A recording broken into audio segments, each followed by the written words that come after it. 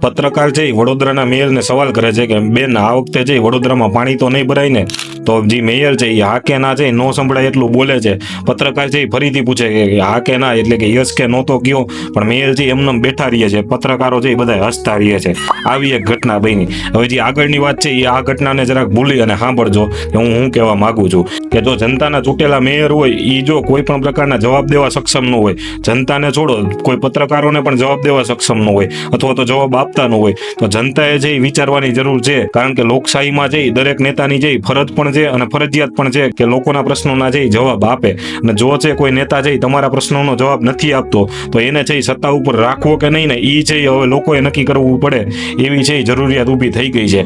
એટલે જે પ્રદેશમાં છે પાણી ભરાણા છે એ તમામ પ્રદેશની જનતાને ખાસ મારે કહેવું હતું, તમે છે તમારા નેતા પાસેથી જવાબ માગો. જો તમારા નેતા છે જવાબ નથી આપતા તો એ છે કામ તો શું કરવાના. એટલે આ વાત છે ખાસ સમજવાની જરૂર છે. એટલે જેટલા પ્રદેશમાં પાણી ભરાણું છે કે નથી ભરાણું, તમામ પ્રદેશની જનતાને મારે કહેવું હતું કે જો તમારા પ્રદેશમાં છે કોઈ રિમોટ કંટ્રોલ મુકાઈ ગયું હોય તો એને છે ને એ રિમોટ કંટ્રોલના સેલ બદલાવા કે આખે આખું રિમોટ બદલાવવું કે આખે આખું ટીવી બદલાવવું, બધું છે તમારા હાથમાં છે. અને એને કેમ બદલાવવું ને એ પણ છે તમારે હવે નક્કી કરવું જોશે.